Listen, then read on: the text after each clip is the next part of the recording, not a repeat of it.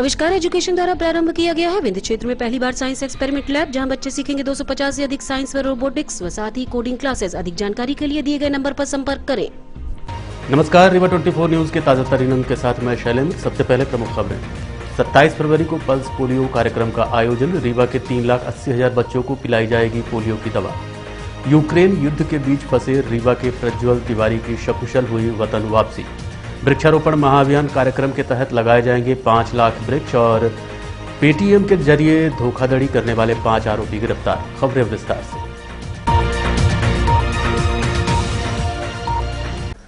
27 फरवरी रविवार को राष्ट्रीय पल्स पोलियो कार्यक्रम रखा गया है। रीवा में 3,80,000 बच्चों को पिलाई जाएगी पोलियो की दवा। रीवा जिले में राष्ट्रीय पल्स पोलियो कार्यक्रम को दृष्टिगत रखते हुए रीवा जिले में 2,446 बूथ विभिन्न स्थानों में बनाए गए हैं। साथ ही 48 ट्रांजेक्ट बूथ के साथ साथ स्वास्थ्य विभाग द्वारा टीकाकरण हेतु 23 मोबाइल यूनिट की व्यवस्था भी की गई है, जिसके माध्यम से जिले के 3,80,000 बच्चों को पोलियो की दवा पिलाई जाएगी। 0 से 5 वर्ष तक के बच्चों के अभिभावकों से सीएमएचओ ने पोलियो की 2 बूंद पिलाए जाने की अपील की है, ताकि हमारा जिला पोलियो मुक्त रह सके। जैसा कि आप जानते हैं कि पूरे देश के साथ में हमारे रीवा जिले में भी राष्ट्रीय पल्स पोलियो कार्यक्रम मनाया जा रहा है। दिनांक 27 फरवरी रविवार को पल्स पोलियो कार्यक्रम है, जिसमें 0 से लेकर 5 वर्ष तक के बच्चों को पोलियो की 2 बूंद सभी बच्चों को पिलाई जाएगी, ताकि हमारा जो भारतवर्ष पहले से ही पोलियो मुक्त है 27 मार्च 2014 से, तो एक भी केस हमारे देश में ना आए, हमारे जिला में ना आए। इसी के उद्देश्य से 3,80,000 बच्चों को पोलियो की 2 बूंद पिलाने का हमारा लक्ष्य है 27 फरवरी रविवार को। कुल 2,446 बूथ बनाए गए हैं, जहां 0 से 5 वर्ष तक के बच्चों को पोलियो की दवा पिलाई जाएगी।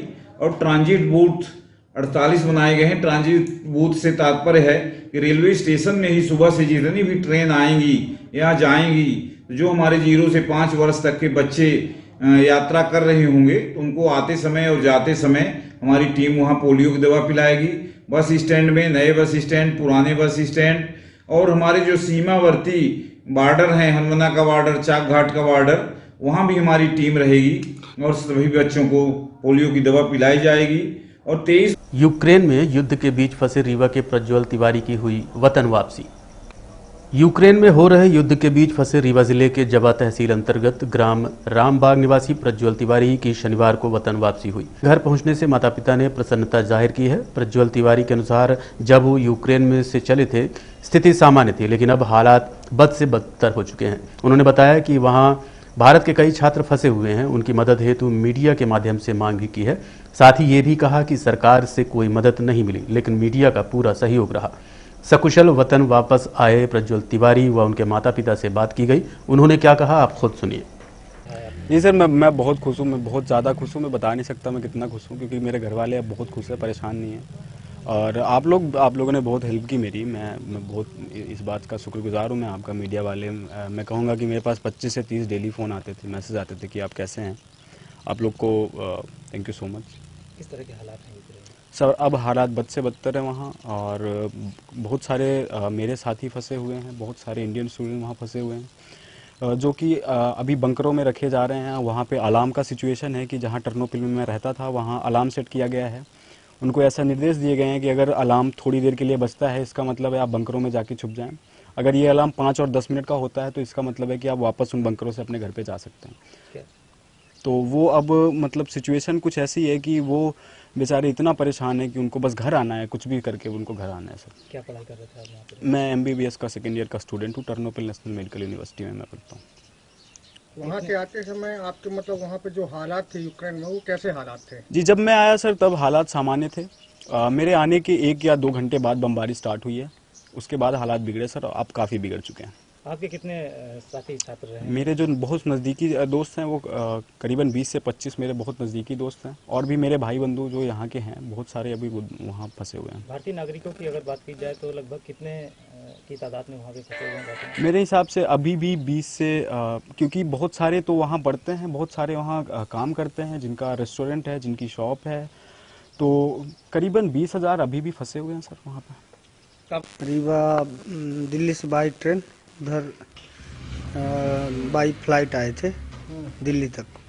पहली बार जब आपकी प्रज्वल से बात हुई थी तो क्या कुछ कहा था उन्होंने वहाँ दुविधाजनक मतलब ऐसा कुछ स्थिति बताया था कि मतलब यहाँ की स्थिति बहुत सही नहीं है, हमको घर बुला लो। यहाँ मैं बात किया, ऊपर सांसद जी से बात किया और बात किया, लेकिन वो बुला नहीं सके। बाद में मैं पैसा भेजकर प्राइवेट जेट से मैं प्रज्वल को बुलाया हूँ। सरकार के द्वारा किस तरह से मदद की गई? आप लोगों ने गुहार भी लगाई थी। सरकार के द्वारा अभी तक तो हमको कोई मदद नहीं मिली है। अच्छा, सांसद और विधायक से आपसे क्या मतलब मदद मिली? मदद बोले थे कि मदद आपकी हर एक संभव मदद की जाएगी, लेकिन मदद हमको मिली नहीं है, कुछ नहीं मिली है। क्या हालात थे वहाँ जब प्रज्वल वहाँ से चला? वहाँ का हालात तो प्रज्वल जब चला था तब तक सामान था, लेकिन उसके निकलने के आधा एक घंटे बाद सामान वहाँ की हालत वहाँ की मतलब ज़्यादा सही अब तो नहीं है, अब तो बद से बदतर है स्थिति वहाँ की। लेकिन जब वो निकला है वो यूक्रेन से तब वो सही था। वहाँ आज प्रज्वल को अपनी जीत पाकर बहुत खुशी हुई, पूरे परिवार। सब लोग खुश हैं, पूरा परिवार मेरा खुश है, सब प्रज्वल के साथ में है सर। किन हालातों के बीच प्रज्वल आज रीवा पहुँचे? प्रज्वल बहुत बुरी हालातों के साथ रीवा आज पहुँचे हैं सर। पहली बार आप लोगों से कब बात हुई थी आने के पहले? एक हफ्ते पहले बात हुई थी कि हम आ जाएंगे, लेकिन फिर क्या कुछ बताया था उसने प्रज्वल ने? बताए थे कि यहाँ की हालात स्थिति गंभीर है, मैं आ नहीं पा रहा हूँ, फ्लाइट भी रद्द हो चुकी हैं, यहाँ का किराया भी महंगा हो चुका है। प्रज्वल बता रहे थे अभी कि जब वो वहाँ से यूक्रेन से निकले उसके बाद ही ठीक आधे से एक घंटे बाद ही वहाँ पर हमला हुआ। जी सर, आधे घंटा बाद वहाँ पे हमला हो चुका था। और इनके दोस्त भी कुछ हैं? जी सर, वहाँ पे दोस्त भी 40-45 लोग फंसे हुए हैं। तो हम यही प्रार्थना करते हैं कि भगवान भी मदद करे और सरकार भी उसकी मदद करे, तो वो भी अपने घर से कुशल पहुँचे। सरकार, आप लोग के द्वारा सरकार से मदद की गुहार लगाई गई थी, क्या मदद मिली सरकार से? सरकार से कोई मदद नहीं मिली हमको, खाली मीडिया कर्मचारी पहुँचाए हमको उस जगह तक, बाकी सरकार से कोई मदद नहीं मिली। अगर अब दोबारा अगर नमस्कार, मैं अभी हूँ यूक्रेन के टर्नोपिल शहर के टर्नोपिल नेशनल मेडिकल यूनिवर्सिटी के हॉस्टल नंबर 1 के बाहर। ये वही हॉस्टल है जहाँ पे पूरे भारतीय बच्चे अभी मौजूद है और अपने आप को काफ़ी अनसेफ महसूस कर रहे हैं।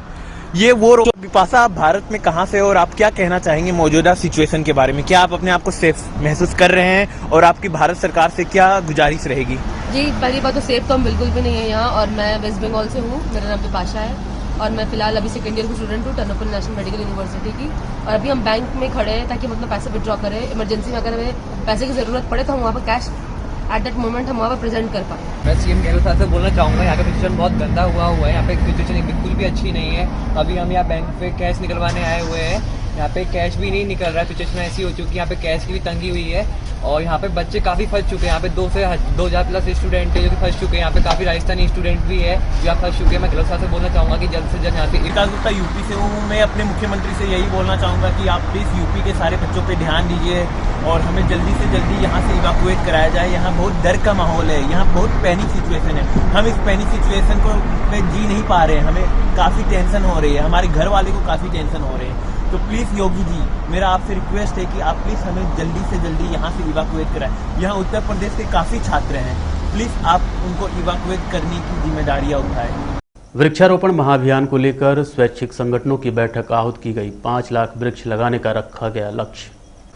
रीवा कलेक्टर मनोज पुष्प द्वारा कलेक्ट्रेट के मोहन सभागार में स्वैच्छिक संगठनों के साथ बैठक आयोजित की गई, जिसमें आगामी 1 मार्च से 5 मार्च तक चलने वाले वृक्षारोपण महाअभियान कार्यक्रम की रूपरेखा तैयार की गई है। इस महाअभियान के दौरान 5 लाख पौधे लगाने का लक्ष्य निर्धारित किया गया है। इस बैठक में सभी संबंधित विभाग के अधिकारी व स्वैच्छिक संगठनों की मौजूदगी देखी गई। इस संबंध में रीवा कलेक्टर मनोज पुष्प से बात की गई। आज हम लोगों ने जो 1 तारीख से 5 तारीख के बीच में वृक्षारोपण का महाअभियान गवर्नमेंट ने प्लान किया है, उसको लेकर शासकीय एजेंसी की और एनजीओज की एक बड़ी बैठक बुलाई थी। सभी के साथ हम लोगों ने इसमें रीवा जिले में इस अभियान को बहुत अच्छे तरीके से चलाने का निर्णय लिया है। बहुत सारे एनजीओ ने भी उसमें अपनी सहमति दी है और हम लोग कोशिश करेंगे कि एक बहुत अच्छा वृक्षारोपण का अभियान चलाया जाए और ये भी कोशिश रहेगी कि ये सभी वृक्ष बचे और आने वाले दिनों में हम लोग इसको फिर अवलोकन भी कर सकें कि ये जो वृक्षारोपण इस अभियान में किए गए थे वो कितने अच्छे वृक्षारोपण हुए हैं।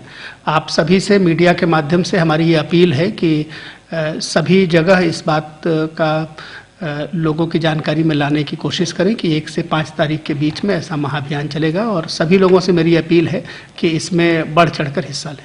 पेटीएम के जरिए धोखाधड़ी करने वाला गिरोह चढ़ा पुलिस के हत्थे, 5 आरोपियों को बिछिया पुलिस ने किया गिरफ्तार। रीवा के बिछिया थाना क्षेत्र अंतर्गत लक्ष्मणपुर चौराहा में अमित कंप्यूटर नामक दुकान संचालित थी, जहां से पैसों का ऑनलाइन लेन देन का कार्य संचालित किया जाता है। जहां 2 युवक पहुंचे और 20,000 रुपये नकद की मांग की और दुकानदार को पेटीएम के माध्यम से 20,000 रुपये उसके पेटीएम वैलेट में डाल दिए गए। वहां से चले गए। कुछ देर बाद देखा तो पेटीएम द्वारा भेजा गया पैसा पुनः भेजने वाले के खाते में रिफंड हो गया। यानी कि संदिग्ध युवक दुकानदार अमित सूर्यवंशी से 20,000 रुपये तो लिए ही, साथ ही पेटीएम ऐप के जरिए धोखाधड़ी करते हुए दुकानदार को भेजी गई 20,000 की राशि भी रिफंड कर ली गई। जब दुकानदार ने संदिग्ध युवक को उसके मोबाइल पर फोन लगाया तो संपर्क नहीं हुआ, जिसके बाद फरियादी बिछिया थाने पहुंचा और पुलिस को घटना से अवगत कराया। पुलिस द्वारा फरियादी से मिली detail, mobile number, Paytm account, transaction ID से साइबर सेल द्वारा आरोपियों की डिटेल उपलब्ध करवाई गई। वरिष्ठ अधिकारियों के निर्देश व मार्गदर्शन में बिछिया थाना प्रभारी जगदीश ठाकुर ने गठित टीम के साथ अलग अलग स्थानों में दबिश देते हुए ओम प्रकाश पाठक, अनुराग शुक्ला, पुष्पजीत चतुर्वेदी, अमन द्विवेदी, आदर्श पाठक नाम संदिग्ध युवकों को उठाकर सख्ती से पूछताछ की तो इस घटना के साथ साथ शहर के अन्य थानों में घटित घटना भी सामने आ गई। अब तक आरोपियों द्वारा लगभग 65,000 रुपए के आसपास की धोखाधड़ी की जा चुकी है। पकड़े गए आरोपियों के पास से घटना में प्रयुक्त mobile, Pulsar motorcycle, Paytm scanner machine, धोखाधड़ी की गई 20,000 रुपए की रकम बरामद की गई। इस संबंध में थाना प्रभारी जगदीश ठाकुर ने जानकारी दी। जी हाँ, एक मेरे थाना विषय अंतर्गत जो है लक्ष्मणपुर गांव की घटना है। 27 जनवरी की घटना में जो है 3 लोग अपने पल्सर बाइक से गए हुए थे। इन्होंने जो है कि अपने 2 लोग मित्रों ने मिलके आपस में पेटीएम का 1-1 रुपये का लेन देन किया था। उसी तरीके का जो है ने आइडिया अपनाया और एक दुकानदार जो आपका अमित सूर्यवंशी है अपने यहाँ लक्ष्मणपुर का, उसकी दुकान में जाकर जो है 20 रुपये की मांग करते हैं कि हमारे पास 20 रुपये कैश चाहिए, ज़रूरत है। और इन लोगों ने 20 रुपये पेटीएम के थ्रू इसको पेटीएम कर दिया और बाद में 20,000 रुपये से कैश ले लेते हैं। और उन्हीं में से एक बंदा उनका साथी जो रहता है उसका OTP बंदे का देख लेता है और उसी OTP के थ्रू जो है आधे घंटे बाद ये उस 20,000 को रिफंड कर लेते हैं। कैश भी ले आते हैं और जो दिया हुआ पेटीएम से 20,000 रुपये वो भी रिटर्न कर लेते हैं। इसी तारतम्य में इनसे पूछताछ की गई तो इन्हें जो है 4-5 घटनाओं को कबूल किया है, जिसमें समान थाने की 2 घटना है, एक चौराटाई घटना है। अमहिया में भी इन लोगों ने जो है वारदात करना कबूला है। अभी 20,000 मेरे यहाँ बरामद हो गया केस और 65,000 के आसपास की एक घटना जो है फ्रॉड करना कबूल किए हैं। इसमें जो है एक ओम प्रकाश उर्फ शिवम है, ये निवासी मनिकवार का है। अनुराग शुक्ला है, ये सिपुरवा टोला पड़ता है, गुड़ में है। एक अमन द्विवेदी इनका साथी है और एक पुष्पजीत चतुर्वेदी है और एक जो है इनका आदर्श पाठक मनकहरी का है। ये लोग मिलके जो है एक किराए कमरे में रहते हैं और वहाँ से सब घटनाओं को जान। अशोक स्तंभ को कलेक्ट्रेट परिसर में स्थान देने की मांग को लेकर युवा कुशवाहा महासभा ने सौंपा महामहिम राज्यपाल के नाम ज्ञापन। युवा कुशवाहा व ओबीसी महासभा के संयुक्त तत्वाधान में कलेक्टर के माध्यम से महामहिम राज्यपाल के नाम ज्ञापन सौंपा गया है। इस ज्ञापन पत्र के माध्यम से मांग की गई कि सम्राट अशोक द्वारा निर्मित अशोक स्तंभ को कलेक्ट्रेट परिसर या तो फिर किसी अन्य सार्वजनिक जगह में स्थान दिया जाए। अशोक स्तंभ राष्ट्र का गौरव है। इस संबंध में महासभा के पदाधिकारी से बात की गई। आज कलेक्टर द्वारा महामहिम राज्यपाल को ज्ञापन देने आए थे कि यहाँ अशोक सम्राट की जो प्रतिमा जय स्तंभ जिसको सार्वजनिक स्थान में रखना चाहिए, लेकिन उसको रख दिया गया है पुरातत्व संग्रहालय में। उसको हम मांग करते हैं इसको कलेक्टर परिसर में लगाई जाए। कलेक्टर परिसर में काफ़ी जगह है, तो हम ये मांग करने आए हैं कि जय स्तंभ हमारा राष्ट्रीय चिन्ह है अशोक सम्राट का और वो लगभग हमारे देश का आन बान शान है। हम चाहते हैं इसको सार्वजनिक स्थान में लगाई जाए और न कि इसको आप संग्रहालय में रख गए, वहाँ कोई जाने वाला नहीं न जाता है। तो हम चाहते हैं इसको सार्वजनिक प्रतिमा कलेक्टर में लगाई जाए और यही मांग के लिए हम आए हैं। और इसका हम चाहते हैं जब तत्काल निराकरण हो और उसको, क्योंकि हमारे देश की आन बान शान अशोक सम्राट का राष्ट्रीय चिन्ह। तो यहाँ से आश्वासन आपको क्या मिला है? अब तहसीलदार साहब बोले हैं अगर ये तत्काल मांग नहीं होती तो हम लोग देखते रहिए रीवा 24 न्यूज। मिलते हैं छोटे से ब्रेक के बाद। हड्डी जोड़ एवं रीढ़ रोग तथा स्त्री रोग एवं प्रसूति रोग का इलाज एक ही छत के नीचे। विघ्नहर्ता hospital and trauma centre, hotel landmark के पास, रतहरा, रीवा। डॉक्टर संतोष सोनी, पूर्व चिकित्सक, बॉम्बे हॉस्पिटल, मुंबई। हड्डी जोड़ एवं रीढ़ रोग विशेषज्ञ, छोटे चीरे एवं दूरबीन विधि द्वारा हाथ तथा पैर की हड्डियों का ऑपरेशन। गठियाबात, जटिल एवं बिगड़े हुए फ्रैक्चर का बेहतर इलाज करते हैं डॉक्टर संतोष सोनी। विघ्नहर्ता हॉस्पिटल ट्रामा सेंटर में ही स्त्री एवं प्रसूत रोग विशेषज्ञ डॉक्टर शैलजा सोनी भी उपलब्ध हैं, जिनकी देखरेख में नॉर्मल डिलीवरी, सिजेरियन ऑपरेशन एवं बच्चेदानी से संबंधित ऑपरेशन की बेहतर सुविधा। संतानहीन दंपत्ति तत्काल संपर्क करें। विघ्नहर्ता hospital and trauma centre, hotel landmark के पास, रतहरा, रीवा। सुविधाजनक एवं सफल इलाज हेतु आज ही संपर्क करें।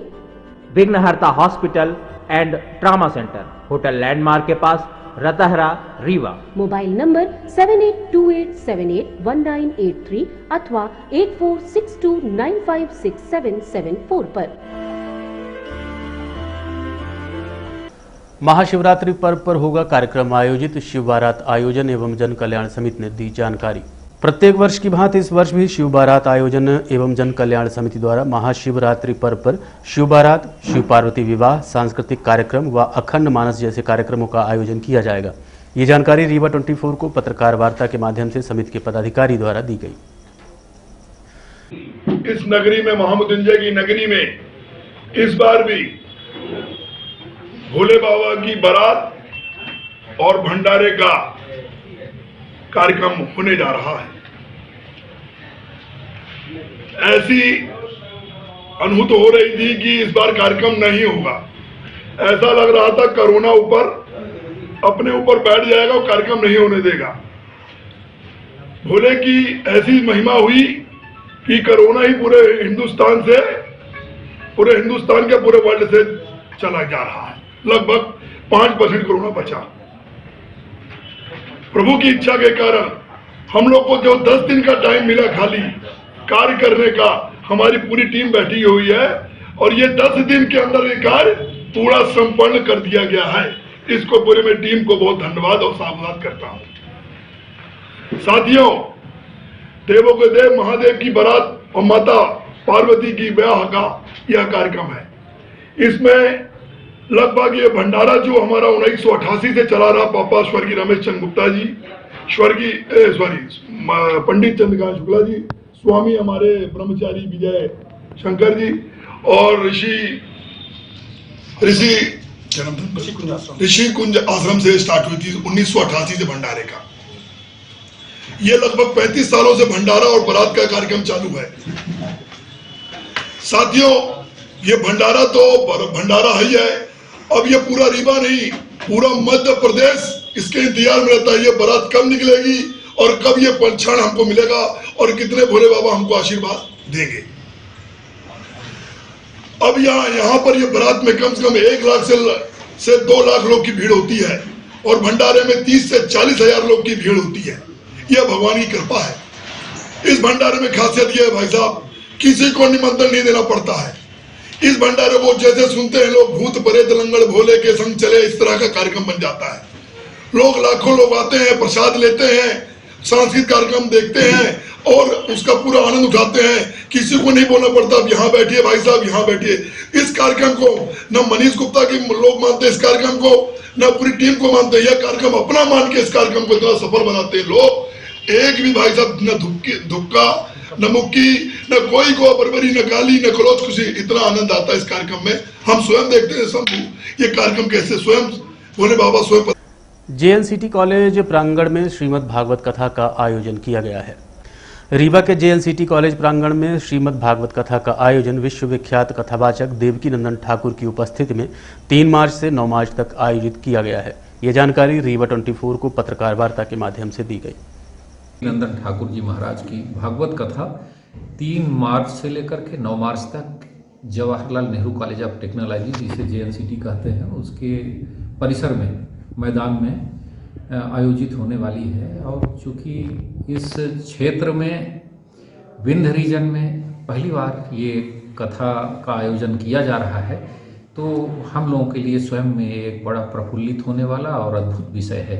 तो उसकी तैयारी अच्छे से हो और अधिक से अधिक श्रद्धालु श्रोता भक्त उसमें उपस्थित हो, इसी के संबंध में आज यहाँ पर पत्रकार वार्ता की गई। लगभग कितने श्रद्धालु आने की संभावना है, क्योंकि देवकी नंदन जी नेशनल कथावाचक हैं जिसमें देश भर से लोग आ सकते हैं, इनकी क्या व्यवस्थाएं होंगी?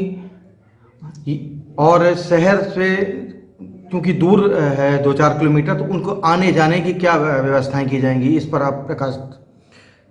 देवकी नंदन ठाकुर जी महाराज राष्ट्रीय कथावाचक नहीं, अंतर्राष्ट्रीय कथावाचक हैं। और दूसरी चीज ये है कि उनके साथ मीडिया के चैनल, आस्था चैनल का लाइव प्रसारण पूरे 7 दिन तक पूरी दुनिया में होगा और लगभग दुनिया के 190 देशों में सीधा उनकी कथा का प्रसारण होगा। यहाँ पर लगभग 20 से 25 हजार लोगों की व्यवस्था जो कमेटी के सदस्य हैं उनको की जा रही है कि उनको कोई असुविधा ना हो।